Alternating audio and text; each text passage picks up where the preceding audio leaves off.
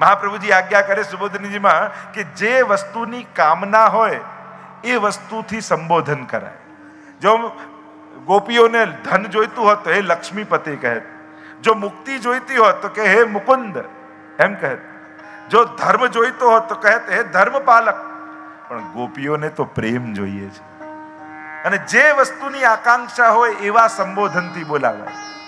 જે મનોરથ ચાલતો હોય એવા આપણે જય ઘોષ કરીએ ને. જેમ દાનનો મનોરથ ચાલતો આપણે બોલો દાન વિહારી લાલ કી જય, રાસનો મનોરથ ચાલતો આપણે બોલો રાસ વિહારી લાલ કી જય, હોળીના દિવસો આવશે ને બોલો હોલી કે રસિયા કી જય. જે મનોરથ હોય એવા જય ઘોષ કરાય. જેની આકાંક્ષા હોય અને સ્તુતિ કરતા હોય તો એવા સંબોધનથી બોલાવાય. સંબોધન બહુ મહત્વનું છે. રૂકમણીજી પણ પત્ર લખે છે ને, ત્યારે પત્ર લખતા રૂક્ષ્મણીજી કહે કે સંબોધન શું કરું, અને કહ્યું હે ભુવન સુંદર, આપ તો ભુવન સુંદર છો. કારણ જોયા તો છે નહીં, સાંભળ્યા જ છે, અને ગુણોને સાંભળ્યા છે, રૂપ જોયું નથી. શ્રવણ ભક્તિ સિદ્ધ થઈ છે રૂક્ષ્મણીજી. અહીંયા સંબોધન કર્યું હે સુરતનાથ, હે પ્રેમ કે નાથ. પ્રેમના દાતા કેવલ ઈશ્વર છે. જેમ પ્રેમનો કોઈ દેવતા હોય ને, પ્રેમ એક મંત્ર છે અને દરેક મંત્રનો એક દેવતા હોય, તો પ્રેમ રૂપી 2 અક્ષરનો કોઈ દેવતા હોય તો એ કૃષ્ણ છે. પ્રેમ હરિ કો રૂપ હૈ ત્યો હરિ પ્રેમ સ્વરૂપ, એક હોય દ્વે યો લસે જ્યો સૂરજ અરુધૂપ. પ્રેમ અને કૃષ્ણમાં ફરક કેટલો? સૂર્ય અને એના કિરણોમાં જેટલો ફરક હોય એટલો જ કૃષ્ણ અને પ્રેમમાં ફરક છે. પ્રેમ પ્રગટ્યો એટલે સમજો કૃષ્ણ પ્રગટ થયો. આ સાક્ષાત પ્રેમની મૂર્તિ એ કૃષ્ણ છે. આ જગતમાં સાચા પ્રેમના દાતા અને સાચો પ્રેમ શીખવાડનાર કોઈ હોય તો એ કૃષ્ણ છે. અને ઘણી બધી એની ચર્ચાઓ છે, અનેક પ્રકારની ચર્ચા શાસ્ત્રોમાં. ઈશ્વર પ્રેમ રૂપ છે, કૃષ્ણ પ્રેમ રૂપ છે એમ કરીને થઈ.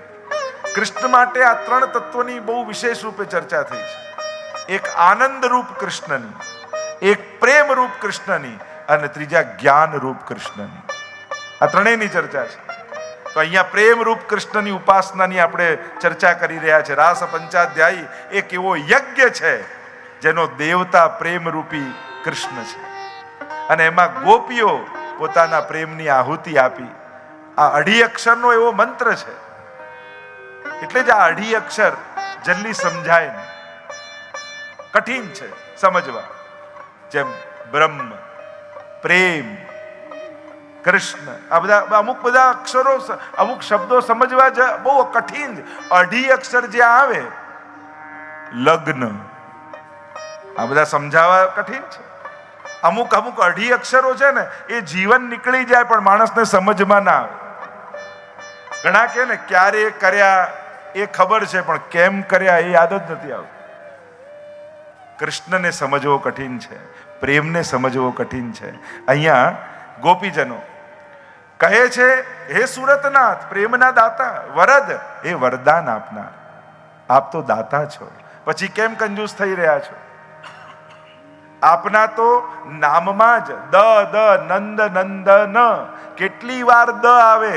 આપે તો આપવું જોઈએ ને આપ કેવા ન આગળ જોડીને ના કરી રહ્યા છો. સાહિત્યમાં તો અનેક પ્રકારની ચર્ચાઓ છે.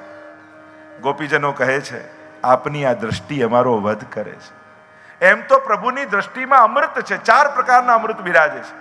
પ્રભુના નેત્રોમાં જુઓ ને 4 રંગ દેખાય: શ્વેત આંખો, કાળી કીકી, લાલાશ ખૂણા અને પીળા પાછળના ખૂણા.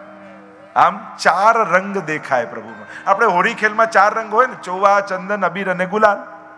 આ 4 યુથના રંગ છે, જે ગોપીજનોના યુથ છે. એટલે જ તો આપણે ત્યાં ગુંજામાળામાં પણ આ 4 રંગ હોય ને, કાળો હોય, શ્વેત હોય, લાલ હોય અને પીળો દોરો હોય. આપણે ત્યાં 4 યુથના રંગ કહેવાય છે. એટલે ચોવા, ચંદન, અબીર અને ગુલાલથી ઠાકોરજી ખેલે છે. કારણ કે ચોવા એ શ્યામ, એ યમુનાજીના ભાવથી, લાલ એ લલિતાજીના ભાવથી, શ્વેત એ ચંદ્રાવલીજીના ભાવથી અને પીત ચંદન એ સ્વામીજીના ભાવથી. તો આ 4 રંગ ઠાકોરજીની દ્રષ્ટિમાં છે. એટલે કે આ 4 પ્રકારના ભાવ જ્યારે તમે દર્શન કરવા જાઓ અને પ્રભુ તમારા તરફ દ્રષ્ટિ કરે તો એ દ્રષ્ટિ માત્રથી ચારેય યુથના ભાવનું દાન તમને કરે. તામસ, રાજસ, સાત્વિક અને નિર્ગુણ, આ ચારે ભાવ પણ કયા છે. એટલે કે પ્રભુ દ્રષ્ટિ માત્રથી ભાવનું દાન કરનારા. ઘણી વાર લોકો એમ કહે, લો હવેલીમાં જઈને દર્શન જ મળવાના, બીજું શું? તો ભગવત દર્શન એ કોઈ સાધારણ વસ્તુ નથી, એને કોઈ નાની વસ્તુ ન માનતા. લોકો અનંત જન્મોના તપ કર્યા પછી પણ જે પ્રભુની ઝાંખી લેશ માત્ર કરી શકતા નથી, એના પ્રગટ આંખે દર્શન કરવા એને નાનું નહીં માનવું. ઘણા લોકોને એમ થાય, અરે ત્યાં સેવા તો મળવાની, દર્શન જ મળવાના, જઈને શું કરવાનું? અરે તને ઠાકોરજી દેખાય કે ન દેખાય, પણ એ તને જોવાનો છે, એ ભૂલતો નહીં. કારણ કે એ જ્યારે દ્રષ્ટિ કરે છે ત્યારે ચાર ભાવનું દાન કરે છે. આ ચારેય પ્રકારના યુથના ભાવ છે. પ્રભુની દ્રષ્ટિમાં તો રસ છે આ ચારેય ભાવનું. અને બીજું કહું, પ્રભુની દ્રષ્ટિમાં ચાર પ્રકારનું અમૃત પણ છે. કોટી ચાંચલ્યામૃત, મંદ હાસ્યામૃત, લાવણ્યામૃત અને આરુણ્યામૃત. આ ચાર પ્રકારનું અમૃત પ્રભુની દ્રષ્ટિમાં છે. અને જ્યારે તમારી તરફ દ્રષ્ટિ કરે છે ત્યારે ચારે અમૃતનું દાન તમને કરે છે. કોટી ચાંચલ્ય, પ્રભુની દ્રષ્ટિમાં અતિ ચંચલતા છે. એટલે જ પ્રભુની દ્રષ્ટિને નેત્રોને અનેક પ્રકારની ઉપમા આપવામાં આવે છે. જેમ કમળની આપી, ભ્રમરની આપવામાં આવે, મત્સ્યની આપવામાં આવે, ખંજન પક્ષીની આપવામાં આવે. ખંજન નયન રૂપ રસમાં તે પદ ગાઈએ છે ને, તો આ ખંજન નયન શું છે? ખંજન નામનું પક્ષી હોય, બહુ ચંચળ હોય, અતિશય ચપળ હોય, એક ક્ષણ પણ ઊભું ન રહે. પ્રભુની દ્રષ્ટિ પણ એવી જ છે. કાહુસો નૈના જોડે, કાહુસો મુખ મરોડે, મેરો પિય રસિયારી. એ જોતો ક્યાં હોય અને દ્રષ્ટિ ક્યાં કરે ખબર જ ના પડે. જે તરફ આંખો દેખાય એને જોતો ના હોય, અને જેની તરફ મોં મરોડીને ઊભો હોય એની તરફ ધ્યાન એનું ત્યાં હોય. એક ગોપીના મનમાં મનોરથ આવ્યો, રોજ ઠાકોરજી મારી ગલીથી પધારે છે, બધા સામે જોતા હોય, હસતા હોય, મારી સામે ક્યારે દ્રષ્ટિ કરતા નથી. ક્યારે પ્રભુની દ્રષ્ટિ થાય? આજે એમ કરું, અગાસી પર ઊભી રહી જાઉં અને ક્યાંક જો ઠાકોરજી મારો પ્રેમ સાચો હશે ને તો મારી તરફ દ્રષ્ટિ કરશે. અને અહીંયા સાંજનો સમય થયો, ગાયોના વૃંદને લઈને ઠાકોરજી પધારી રહ્યા છે. હિયો હિયો હિયો કરતા ગાયોના વૃંદને લઈને પ્રભુ ગોકુળ તરફ પ્રવેશ કર્યો. બધી જ ગોપીઓ આરતી લઈને ઊભી છે અને આ ઉત્કટ વિરહ હૃદયમાં ધારણ કરીને છત પર ઊભી છે, અગાસી પર ઊભી છે અને મનમાં વિચાર કરે છે, જો મારો પ્રેમ સાચો હશે તો આજે ઠાકોરજી ચોક્કસ મને દ્રષ્ટિ આપશે. અને પ્રભુ પધારી રહ્યા છે, બધાના અભિવાદનોને ઝીલતા ઝીલતા, ગાયોને સખાઓની વચ્ચે ગાયોને હંકારતા હંકારતા, પણ ભક્તોના મનોરથો, હજારોની ભીડ કેમ ન હોય, પણ સાચા હૃદયનો મનોરથ હોય ને એ ઠાકોરજીના ધ્યાનમાં આવી જ જતો હોય. તમને એમ થાય, આટલા હજારોમાં પ્રભુને મારા હૃદયની કેમ ખબર પડશે? અરે એક વાર સાચા હૃદયથી મનોરથ કરીને તો જો, એ હજારોની ભીડમાં તારા મનોરથને ઓળખી જશે, એને પૂરો કરશે. ઠાકોરજીને થયું કે પેલી ગોપીને મનોરથ આવ્યો છે, પણ જો આ બધી ગોપીઓની વચ્ચે હું ઊંચું મુખ કરીને જોઈશ તો આ બધી ગોપીઓને એમ થશે કે પ્રભુને એ વધારે વાલી છે, એ વધારે પ્રિય છે અને અમે પ્રભુને નથી ગમતા. તો બધી ગોપીઓ ઉદાસ થઈ જશે. મનોરથ એનો પૂરો એ કરવો છે અને કોઈને ખબર ન પડે એ રીતે કરવો છે. શું કરું, શું કરું, શું કરું? પ્રભુ મનમાં વિચાર કરતા કરતા તો એ ગોપીની ગલી આવી ગઈ. ગાયોના ઝુંડે ગળીઓથી નીકળવા લાગ્યા અને આંસુ સારતી એ ગોપી પોતાની અટારી પર, અગાસી પર ઊભી છે, અશ્રુપાત કરી રહી છે. પ્રભુ આજે જો કૃપા નહીં કરો તો પ્રાણોના ત્યાગ કરી દઈશ. અને પ્રભુ મનમાં વિચાર કરે કે આનો મનોરથ પૂરો કેમ કરવો, પૂરો કેમ કરવો. અને જતા જતા યાદ આવ્યું કે નિકુંજમાં સ્વામીજીએ મને માળા ધરાવી હતી અને પોતાની માળા વડી કરી ઠાકોરજીએ, એની બનાવી ગેંદ કોઈને ખબર ન પડે અને દ્રષ્ટિ પણ થઈ જાય એના માટે કે યુક્તિ કરી ગેંદ બનાવી એ માળાની. અને જ્યાં એ ગોપીનું ઘર આવ્યું ત્યાં ઠાકોરજીએ ગેંદ ઉપર ઉછાળી અને એની તરફ દ્રષ્ટિએ કરી લીધી અને કોઈ ગોપીને ખબર ન પડી. પ્રભુ એ દ્રષ્ટિ જ્યારે આજે સ્મરણ કરું છું ત્યારે એમ લાગે કે આપે કૃપા દ્રષ્ટિ નથી કરી, એ તો બાણ ખેંચ્યા હતા અને મારા હૃદયને વીંધી નાખી. કમલ સી અખિયા લાલ તિહારી, 300 તક તક તીર ચલાવત, બેંધત છતિયા. પ્રભુની બે પ્રકારની દ્રષ્ટિ શાસ્ત્રોમાં કહી છે, એક કૃપા દ્રષ્ટિ અને બીજી કાલ દ્રષ્ટિ. ત્યાં ભીષ્મજીની સ્તુતિમાં જુઓ, ત્યાં ભીષ્મજી સ્તુતિ કરતા કહે છે કે ભગવાન કહી રહ્યા છે કે અર્જુન, દ્રષ્ટિ માત્રથી મેં બધાના આયુષ્યનું હરણ કરી લીધું છે, તારે તો ખોળિયા પાડવાના છે. પ્રભુએ જ્યારે સેનાઓના યોદ્ધાઓની સામે જોયું, જોતા માત્રની સાથે આયુષ્યનું હરણ કરી લીધું. એ કાલ દ્રષ્ટિ છે. અહીંયા ગોપી પર કરીએ કૃપા દ્રષ્ટિ છે. પ્રભુ દ્રષ્ટિ માત્રથી વિંધે છે અને એટલે રોજ ઠાકોરજી આગળ ઊભા જરૂર રહો. 5 મિનિટ તો 5 મિનિટ. તમને જ્યારે દેખાશે, પણ એ તમને જોઈ રહ્યો છે એવો ભાવ રાખીને ઊભા રહો. એની દ્રષ્ટિ પડશે તો એ તમને ભક્તિથી ભરી દેશે, ભાવથી ભરી દેશે.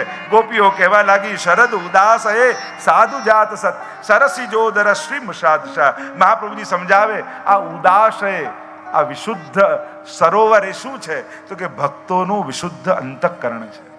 અને જેનું અંતઃકરણ વિશુદ્ધ હોય એના ઉપર જ પ્રભુની દ્રષ્ટિ પડતી હોય છે.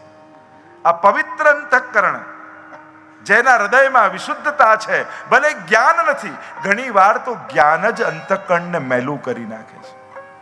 જ્ઞાન સમક્ષ કોઈ પવિત્ર વસ્તુ નથી એમ ભગવાન કહે છે, પણ છતાંય ઘણીવાર જ્ઞાનથી મેલું થયેલું મન લોકોનું હોય છે. કારણ કે જ્ઞાનનો સૌથી મોટો દોષ એ દોષ દ્રષ્ટિ છે. તમે જાણો એટલે નથી જાણતા એને ટોકવાની ઈચ્છા પેદા થાય. એને શું ભૂલ કરી છે એના તરફ દ્રષ્ટિ જાય. અને પ્રેમી હોય ને, એ પ્રેમ એના ભાવને જુએ કે ભલે પ્રક્રિયા ઉત્તમ નથી, અભિવ્યક્તિ ઉત્તમ નથી, પણ એનું અંતઃકરણ કેવું પવિત્ર છે. હે વરદ, આપ તો વરદાન આપનારા છો. એમ કહીને ગોપીજનો કહેવા લાગ્યા, પ્રભુ આપની આ કૃપા દ્રષ્ટિનું સ્મરણ કરી અમારું હૃદય વેધાય છે. કૃપા કરો, પ્રગટ થાઓ, દર્શન આપો. આપે અમારી ક્યાં ક્યાંથી રક્ષા કરી, આજે યાદ કરીએ છે અને આજે આપ મારવા બેઠા છો. જો મારવા જતા તો એ જ સમય મરવા કેમ ન દીધા? ગોપીજનો યાદ કરે છે, પ્રભુએ ક્યાં ક્યાંથી બચા. વિષ જલાપ્યા, વિષવાળા જળથી, વ્યાલ રાક્ષસાત, સર્પથી, રાક્ષસોથી, વર્ષ મારુતાત, વર્ષાથી, વંટોળિયાથી, ક્યાં ક્યાંથી આપે અમારી રક્ષા નથી કરી. વૈદ્યુતાનલાત, વીજળીથી, વરસાદથી. હે પ્રભુ, આટલા સ્થાનોથી આપે અમને રક્ષા કરીને બચાવ્યા, તો આજે કેમ મારવા બેઠા છે? અને મારવા જતા તો બચાવ્યા કેમ? અને પ્રભુ આપ રક્ષા માટે જ પધાર્યા છો ભક્તોની, તો પછી આજે અમારી રક્ષા કરો. જો આ જેટલા પણ અસુરો આવ્યા ને, એ અસુરો નહોતા, એ વ્રજભક્તોની ભીતર રહેલી આસુરી વૃત્તિઓ હતી. ભગવાને કેવલ અસુરોને નથી માર્યા, ભક્તોની ભીતર રહેલી આસુરી વૃત્તિઓને મારી છે. ભગવાન કોઈ વ્રજમાં અસુરોને મારવા થોડી આવ્યા છે. પ્રભુને એમાં રસ પણ નથી મારવામાં, પ્રભુને તો બચાવવામાં રસ છે. વ્રજ ભક્તોનો આસુરી વૃત્તિઓથી રક્ષા પરમાત્માએ કરી છે. અને એટલે જ આપણે ત્યાં જ્યારે પૂતના આવી ત્યારે મહાપ્રભુજીએ અર્થ કર્યો ને કે આ પંચ પર્વ વિદ્યા છે. 5 પર્વ વિદ્યાના છે: દેહાધ્યાસ, પ્રાણાધ્યાસ, ઇન્દ્રિયાધ્યાસ, અંતઃકરણાધ્યાસ અને સ્વરૂપ વિસ્મૃતિ. આ 5 અધ્યાસ જે રાસમાં પ્રવેશ માટે બાધક છે, એટલે પ્રભુએ અસુરોને નથી માર્યા, ભક્તોની ભીતર રહેલી આસુરી વૃત્તિઓને મારી છે. ભગવાન ભક્તોને રાસ માટે તૈયાર કરી રહ્યા છે. એટલે પ્રભુને વિનંતી એ કરજો કે મારા સંકટો હરો એમ ન કહેતા, મારી વિપત્તિ હરો એમ ન કહેતા, એમ કેજો મારી આસક્તિને હરી લો. કારણ કે આ જે સંકટો છે એ મારી આસક્તિઓને કારણે છે. આપ કેટલી વાર મારા સંકટોને હરવા માટે આવશો, એના કરતા મારી આસક્તિ જ મારી નાખો, પછી આ સંકટ જ નહીં રહે. સંપન્ન નારાયણ સ્મૃતિ વિપદ સંતુન. ત્યાં કહ્યું ને, વિપત્તિ કઈ છે? કુંતાજી જ્યારે વિપત્તિ માંગે છે તો શેના માટે? ભગવાન વારે ઘડીએ નિકટ રહે, નિકટ આવે એના માટે. ભક્તોએ તો દુઃખને પણ ગળે લગાવ્યું, કારણ કે આ દુઃખને ગળે લગાવીશ તો ભગવાન મને ગળે લગાવી લેશે. તો ભગવાન મળતા હોય તો દુઃખને પણ સ્વીકારવા ભક્તો તૈયાર થયા છે. એટલે ભગવાનને માંગજો, મારી અહમતા ને મમતા લઈ લો. આ બે જતું રહેશે તો 99% દુઃખો સમાપ્ત થઈ જશે. કારણ કે આ બધા દુઃખો અહમતા મમતાને કારણે જ છે. દુઃખોને કારણે હું દુઃખી નથી, મારી આસક્તિને કારણે હું દુઃખી છું, મારી મમતાને કારણે હું દુઃખી છું. પ્રભુ પાસે ઈલાજ જ કરાવવો હોય ને તો જડ મૂળથી જ રોગ દૂર કરી દો. પ્રભુ આપે આ બધી જગ્યાઓથી મારી રક્ષા. એક એક ઘટનાઓને જોવા જઈએ તો પ્રભુએ ક્યાંક વિષજલ આપ્યા, આ કાલીય નાગથી બચાવ્યા. આ કોણ છે? તો કે ઇન્દ્રિયાધ્યાસ છે. ઇન્દ્રિયનો નિગ્રહ, આ સમસ્ત ઇન્દ્રિયો પ્રભુમાં લાગી જાય. એનો વિનિયોગ, આપણે ત્યાં નિગ્રહ કરતા પણ વિનિયોગ વિશેષ છે. આપણે નિગ્રહ કરે તો યોગીઓ, વિનિયોગ કરે ભક્તો. કાંઈ જોવું નથી અને આંખ બંધ કરીને બેસી જાય એ યોગી. અને ભગવાનને આનાથી જોવા છે. આ નેત્રોનો વિનિયોગ ભગવાનમાં કરે, એટલે કે જે ઇન્દ્રિયોથી ભગવાનનો ભોગ કરે એ જ ભક્ત છે. તો આ બધા સ્થાનોથી આપે અમારી રક્ષા કરી, તો હવે કેમ મરવા દે બેઠા છો? હવે કેમ મારવા બેઠા છો? અમારી રક્ષા કરો પ્રભુ. અમે આપને જાણીએ છે, આપ કેવલ કોઈ સાધારણ નંદ યશોદાના પુત્ર નથી, આપ તો ત્રિલોકના નાથ છો. એમ કહેતા ગોપીઓ આગળ ગાન કરતા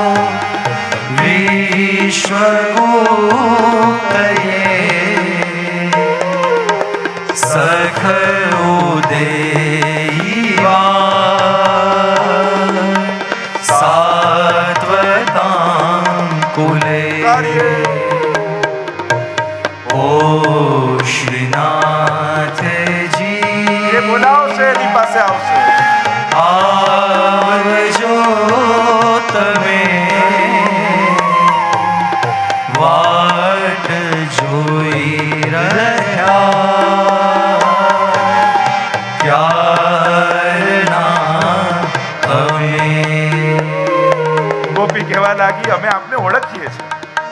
એમ ન માનતા કે અમે કોઈ ભ્રમણામાં હોઈએ, એમ ન માનતા કે એક સ્ત્રી તરીકે કોઈ પુરુષમાં આકર્ષણ હોય. એવું લૌકિક આકર્ષણ આપનામાં છે. અમે આપના રૂપને નહીં, સ્વરૂપને પણ જાણીએ. હવે રૂપ અને સ્વરૂપ બંનેનું જ્ઞાન હોવું જોઈએ. ભક્તને, ભગવાનના ભક્તને આ ત્રણેય જ્ઞાન હોવું જોઈએ. મહાત્મ જ્ઞાન, સ્વરૂપ જ્ઞાન અને તત્વ જ્ઞાન. આ ત્રણેય રીતે ભગવાનને ઓળખો ત્યારે સાચા અર્થમાં ઓળખ્યા કહેવાય. અને કદાચ મહાત્મ જ્ઞાન અને તત્વ જ્ઞાન ન હોય, પણ જો સ્વરૂપ નિષ્ઠા પ્રગટ થઈ જાય તોય પ્રભુ સ્વીકારી લે છે.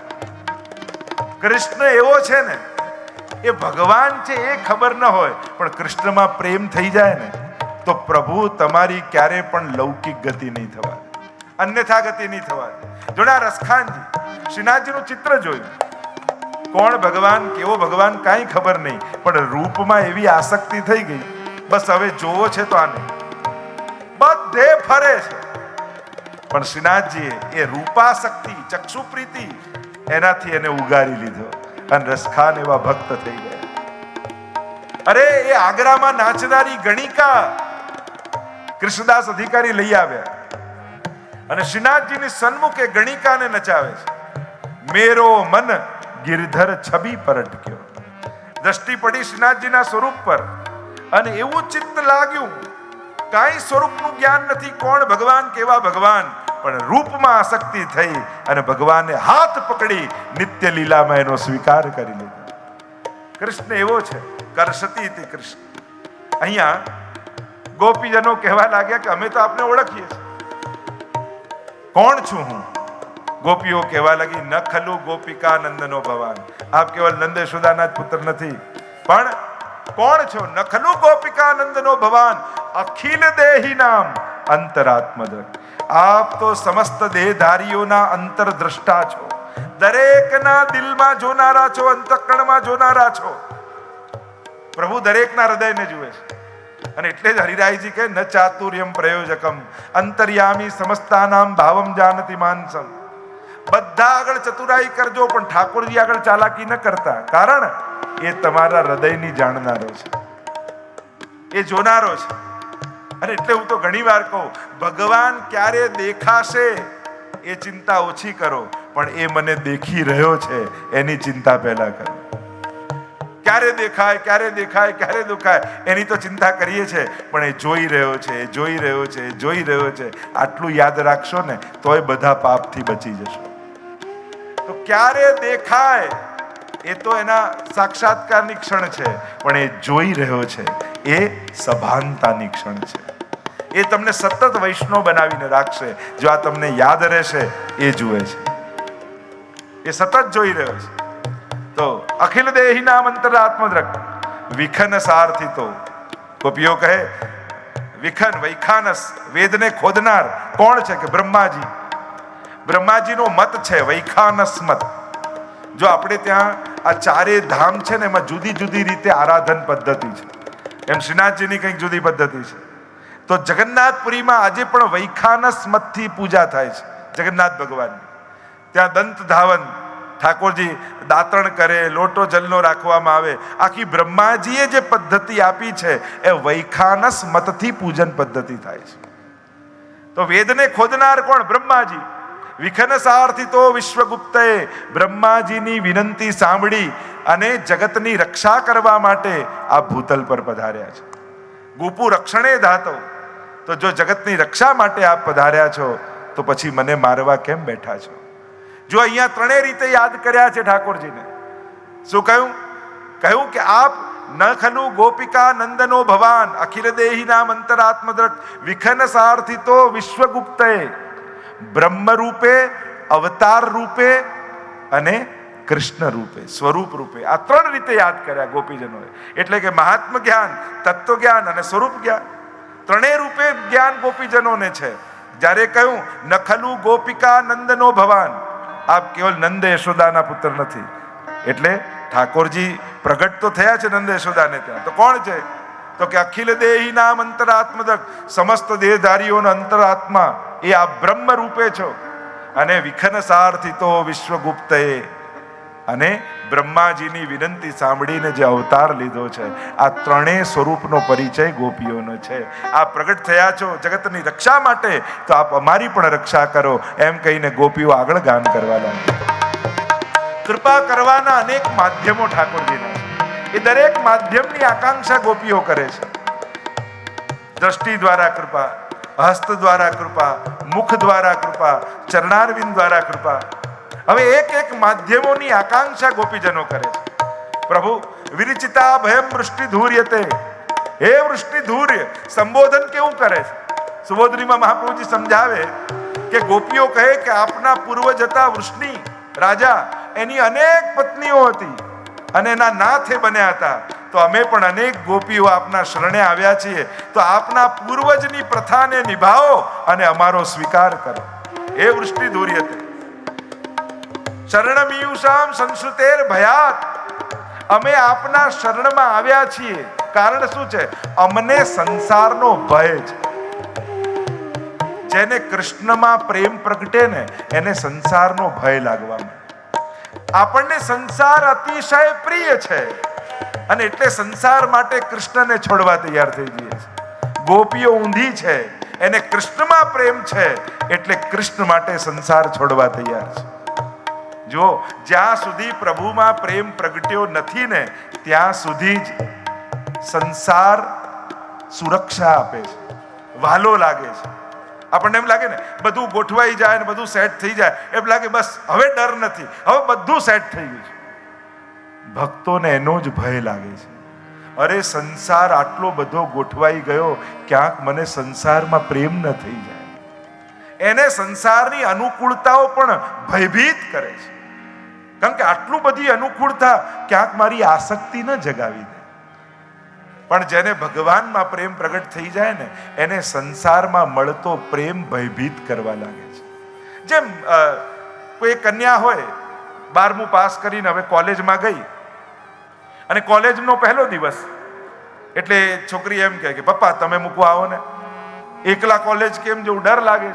બેનપણીઓને ભેગી કરે કે ચલો આપણે બધા ભેગા જઈશું, પહેલો દિવસ છે કોલેજનો. એટલે બધાને ભેગા લઈને જાય એટલે એને સુરક્ષા લાગે કે બધા છે, ડર નથી. પણ એ જ કોલેજમાં ભણતા ભણતા 1 વર્ષ થાય અને એને કોઈની જોડે પ્રેમ થઈ જાય તો પછી છોકરી શું કહે, આજે પપ્પા ના આવે તો સારું, આજે બેનપણી ના આવે તો સારું. પ્રેમ નહોતો થયો ત્યાં સુધી સંસાર સુરક્ષા આપતો હતો. પ્રેમ થઈ ગયો હવે એ જ સુરક્ષાનો ભય લાગવા માંડ્યો છે કે જો આ આવશે તો મને ડર લાગશે, મારે તો પ્રેમ સાર્થક કરવો છે. એમ જાકો મન લાગ્યો ગોપાલ સો તાહી और कैसे भावेरी लेकर मीन दूध में राखो जल बिन सचु नहीं पावे. जाको मन लाग्यो गोपाल सो ताही और कैसे भावे लेकर मीना दूध में राखो जल बिन सचू नहीं पावेरी ताही और लेकर मीन दूध में રાખો જલ બિન સચુ નહીં પાવે.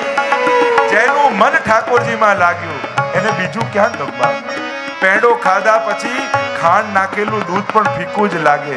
એમ જેને કૃષ્ણ રસનો આસ્વાદ કર્યો છે એને અનુકૂળ સંસાર પણ ફીકો જ લાગે. અરે રત્નો નીકળતા નારાયણ દાસના ઘરમાં અને કહેતા પોતાની ભાણીને ભત્રીજીને, અરે આ બધું ફેંક, બગાડ છે, ક્યાંક મારું મન આમાં ન જતું. અરે કુંદનદાસજી પાસે રાજા માનસિંહ સોનાની આરસી લઈને આવ્યા. અરે આ રાખો, તમારે અભાવ છે ને ધનનો, આ ઘરમાં હશે તો તમારે ચિંતા નહીં રહે. કુંદનદાસ કહે, અરે પ્રભુને છોડી જેને સાચવવાની ચિંતા કરવી પડે, પ્રભુમાંથી મન જેનામાં જાય એ વસ્તુ જ મારે ઘરમાં ન જોઈએ, મારે ન જોઈએ.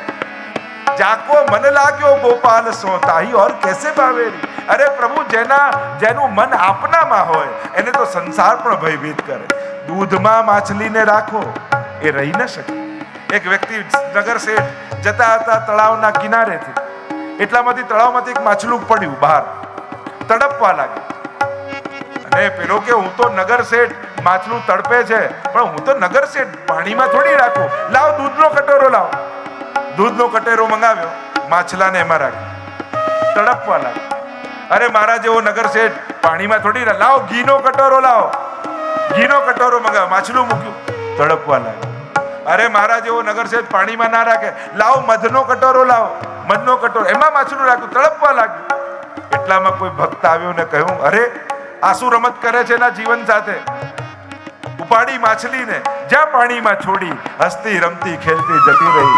એ શેઠે સગવડતા, સુવિધા, સંસારની ઉત્તમતા એનો વિચાર કર્યો પણ માછલાના જીવનનો વિચાર ના કર્યો. સંસારની સુવિધાઓ ભક્તોને આનંદ નથી આપતી, એને તો નિર્મળ ભક્તિ જ આનંદ આપે છે, કારણ કે ભક્તિ જ એનું જીવન છે.